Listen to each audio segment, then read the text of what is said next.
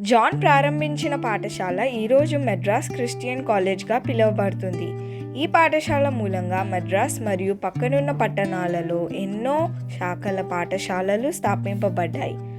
1843లో John అమ్మాయిల విద్యపై కూడా దృష్టి సాధించారు. తక్కువ జాతి అమ్మాయిలను పాఠశాలలలో చేర్చడం సులభమైనప్పటికీ ఉన్నత జాతి అమ్మాయిల శాతం తక్కువ. దీనికి కారణం బాల్య వివాహాలు. ఇలా ఎన్నో ఆటంకాలను ఎదుర్కొన్న జాన్ వాటికి వ్యతిరేకంగా పోరాడి 700 హిందూ మరియు ముస్లిం అమ్మాయిలను పాఠశాలలలో చేర్చుకున్నారు. ఆత్మలను రక్షించి సమాజాన్ని మార్చాలనే జాన్ లక్ష్యం కొందరు క్రొత్త విశ్వాసుల బాప్తిజంతో నెరవేరింది. అలాగే క్రీస్తు ప్రేమను స్కూల్స్ ద్వారా లోకానికి పంచి ఎంతో మందికి మాదిరిగా నిలిచారు. ఇన్ని జీవితాలను ప్రభావితం చేసిన ఆయన సాక్ష్యం మీకు కూడా ప్రేరేపణ కలిగించిందని నమ్ముతున్నాను.